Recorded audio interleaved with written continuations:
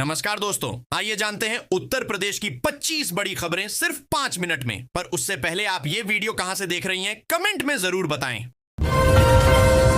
किसानों के लिए खुशखबरी और मौसम विभाग ने कहा, इस बारिश में अगर किसान मक्का, मूंग या सोयाबीन बोएं तो लाखों की कमाई संभव।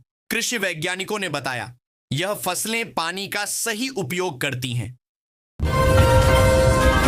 यूपी का कृषि मॉडल विश्व बैंक की नजर में। विश्व बैंक प्रमुख अजय बंगा ने उत्तर प्रदेश के कृषि मॉडल की सराहना की। कहा, यूपी ने किसानों की आय बढ़ाने और जल संरक्षण में उदाहरण पेश किया है। राज्य सरकार जल्द और 100 कृषि क्लस्टर विकसित करेगी। एआई और डेटा सेंटर से रोजगार बढ़ेगा। योगी सरकार ने राज्य में बड़े पैमाने पर एआई, डेटा सेंटर और आईटी पार्क स्थापित करने की योजना बनाई है। इससे हजारों युवाओं को रोजगार मिलेगा और यूपी को टेक्नोलॉजी हब बनाने की दिशा में बड़ा कदम माना जा रहा है। फिर बड़ा मौसम का तनाव। बंगाल की खाड़ी में हलचल 155 किलोमीटर की रफ्तार से नया दबाव बन रहा है। मौसम विभाग ने कहा, आने वाले दिनों में पूर्वी यूपी में भारी बारिश और तेज हवा चल सकती है। मुख्यमंत्री योगी ने नाव हादसे के पीड़ित परिवारों से की मुलाकात। बलिया जिले में हुई नाव दुर्घटना में मृतकों के परिवारों से मुलाकात कर योगी आदित्यनाथ ने आर्थिक मदद दी और प्रशासन को सख्त निगरानी रखने के निर्देश दिए। सैमसंग सीईओ बोले, यूपी नवाचार का केंद्र बन रहा है। लखनऊ में आयोजित टेक समिट में सैमसंग इंडिया के सीईओ ने कहा कि यूपी में इनोवेशन और डिजिटल ट्रांसफॉर्मेशन की गति देश में सबसे तेज है। भारत की पहचान मजबूत हुई। योगी आदित्यनाथ मुख्यमंत्री ने कहा कि प्रधानमंत्री मोदी के नेतृत्व में भारत ने वैश्विक मंच पर नई पहचान बनाई है और यूपी इस विकास यात्रा में अग्रणी भूमिका निभा रहा है। बड़ा प्रशासनिक फेरबदल। यूपी में 23 आईएएस अधिकारियों के तबादले किए गए हैं। कई जिलों के डीएम बदले गए हैं। सरकार ने इसे प्रशासनिक सुधार की प्रक्रिया बताया है। नए मुख्य सचिव बने योगी के भरोसेमंद अधिकारी। योगी सरकार ने अनुभवी और भरोसेमंद अधिकारी को नया मुख्य सचिव नियुक्त किया है, जिन्होंने अलग अलग राजनीतिक दौर में भी बेहतरीन काम किया है। आई लव मोहम्मद अभियान पर अलर्ट। बरेली, कानपुर और मोदीनगर में फैल रहे इस सोशल मीडिया ट्रेंड पर यूपी पुलिस ने हाई अलर्ट जारी किया है ताकि सांप्रदायिक माहौल बिगड़ने से रोका जा सके।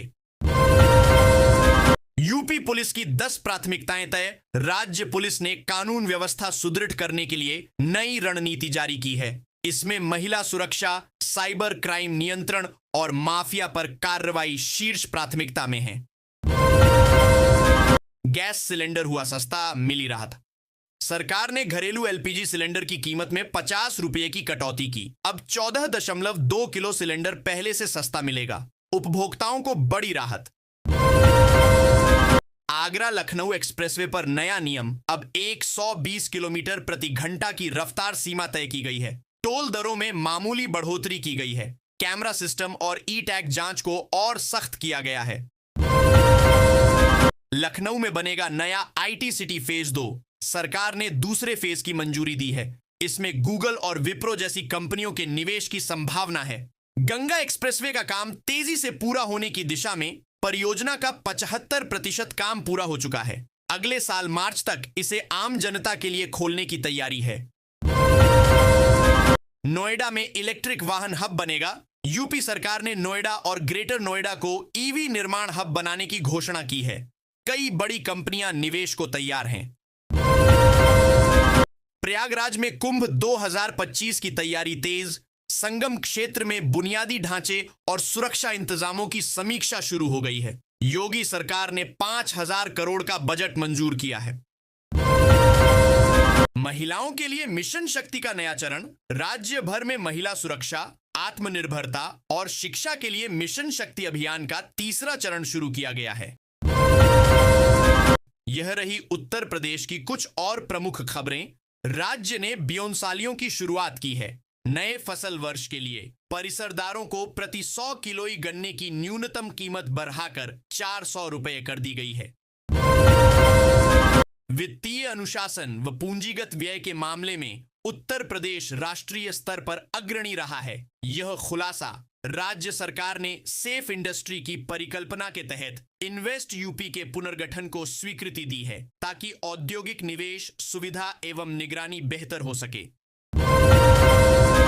दिव्यांगों के लिए अत्याधुनिक पुनर्वास केंद्र पूरे राज्य में स्थापित होंगे। सरकार ने इसकी योजना जारी की है, जिससे समावेशी विकास को बढ़ावा मिलेगा। लखनऊ में बीजेपी की बड़ी बैठक, सीएम योगी का बड़ा संदेश। लखनऊ में हुई बीजेपी की महत्वपूर्ण बैठक में संगठन विस्तार और 2027 के मिशन पर चर्चा हुई।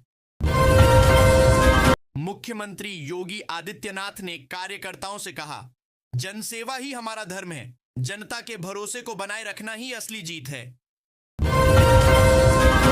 शोध छात्रा से शोषण, प्रयागराज से प्रोफेसर गिरफ्तार। पीएचडी छात्रा का 2 साल तक यौन शोषण करने वाला प्रोफेसर गिरफ्तार। छात्रा को थीसिस फेल करने की धमकी देकर किया शोषण। महिला ने हिम्मत दिखाकर शिकायत की तो पुलिस ने आरोपी को प्रयागराज से पकड़ा। डॉक्टर की शर्मनाक हरकत, महिला कर्मचारी से की अश्लील मांग। लखनऊ के सरकारी अस्पताल में डॉक्टर ने महिला कर्मचारी से कहा, तुम आ जाओ या कोई दूसरी लड़की भेज दो। पीड़िता ने रिकॉर्डिंग सहित शिकायत की। डॉक्टर को सस्पेंड कर जांच शुरू। अस्पताल प्रशासन में हड़कंप। 3 सहेलियां 800 किलोमीटर चलकर बनी। साध्वी, छोड़ा घर। संसार मध्य प्रदेश की 3 सहेलियां वृंदावन पहुंची और साध्वी बन गईं। सोशल मीडिया पर भजन और सत्संग से प्रभावित होकर छोड़ा घर।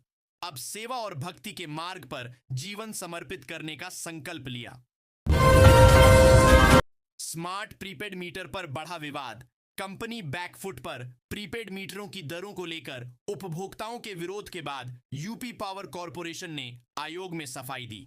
कहा, मीटर रेट में कोई अनुचित बढ़ोतरी नहीं। सरकार ने जांच रिपोर्ट मांगी।